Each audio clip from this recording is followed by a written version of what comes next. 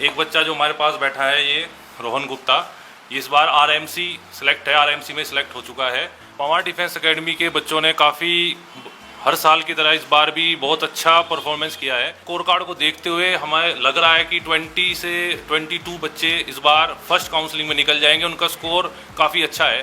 तब test series चलती हैं, तब टेस्ट सीरीज से जो मोस्टली क्वेश्चन वहीं से आते हैं, जो टेस्ट सीरीज सर बनाते हैं और ये देते हैं, तो उससे बहुत अच्छा आता है।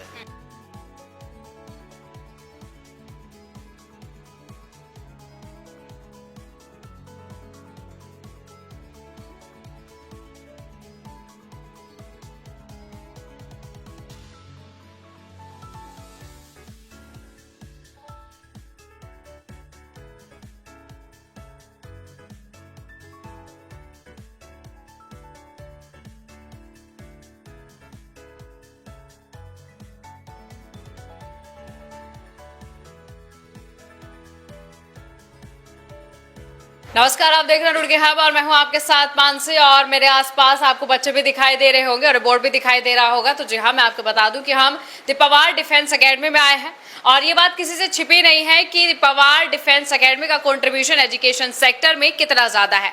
अब आज हम कंट्रीब्यूशन की बात इसलिए कर रहे हैं कि आपको पता है कि हर साल द पवार डिफेंस एकेडमी से कितने बच्चों का सिलेक्शन होता है, उसके बाद उनके पेरेंट्स भी बहुत खुश होते हैं और ये पवार डिफेंस एकेडमी का कंट्रीब्यूशन है जो बच्चों की एक सक्सेसफुल लाइफ बनाने में बच्चों के लिए जाता है। तो आज हम यहाँ पर इसलिए पवार डिफेंस एकेडमी के टॉप स्कोरर बच्चे हमारे साथ मौजूद है। हालांकि बच्चे हमारे साथ बहुत मौजूद है और अंकुश पवार जी भी हमारे साथ मौजूद है।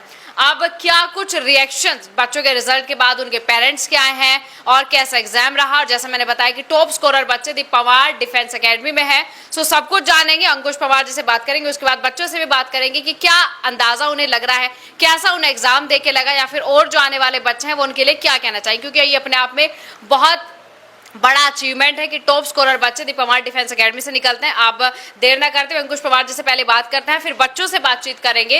अंकुश पवार जी, कैसा इस बार एग्जाम था बच्चों का? नमस्कार सभी रुड़की वासियों को मेरी ओर से नमस्कार।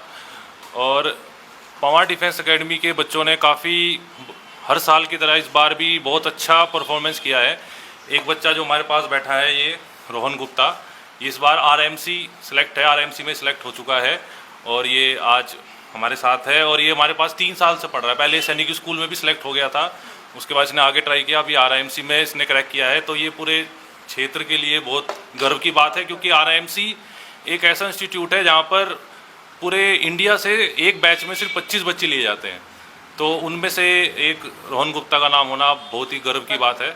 और इसमें हमारी नहीं, बच्चे की, इनके माँ बाप की, सबकी, पूरी सोसाइटी की बहुत मेहनत है। तो उसके बाद आरएमएस राष्ट्रीय मिलिट्री स्कूल होता है, उसमें भी हर साल हमारे बहुत सारे बच्चे निकलते हैं। इस बार आयुष है एक बच्चा जो हमारा इस बार आरएमएस में सिलेक्ट हुआ है, और बच्चे कुछ मार्क्स से रह गए थोड़े इस बार आरएमएस में सिलेक्ट होने से, वो अब उन्होंने अच्छा किया है।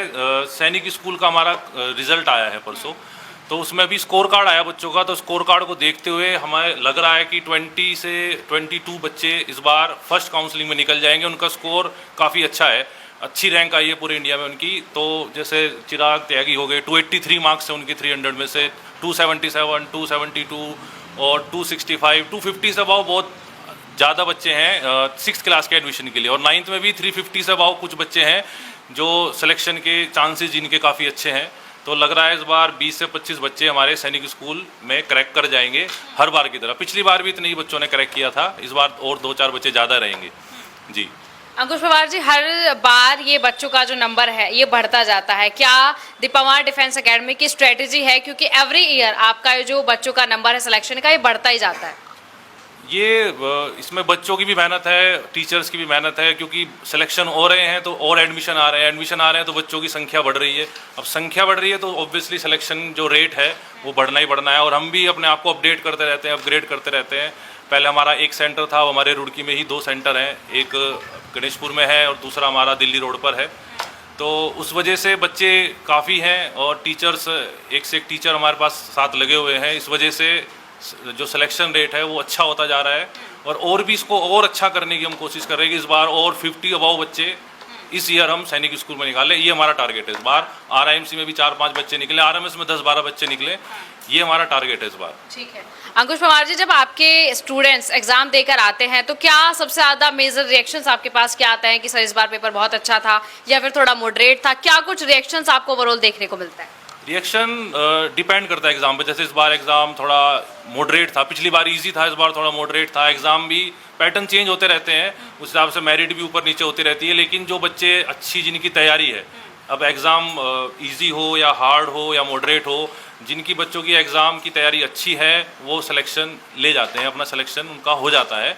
एग्ज़ाम चाहे कैसा भी हो, रिएक्शंस बहुत ज़रूरी होती हैं एग्ज़ाम के बाद। उस समय अगले एग्ज़ाम की तैयारी के लिए एक बैकग्राउंड तैयार हो जाता है कि अब आगे हमें क्या करना है, क्या अपडेट करना है, कैसे क्वेश्चन नए जुड़ रहे हैं, तो उस हिसाब से हम बच्चों को और अपग्रेड करके तैयारी कराते हैं।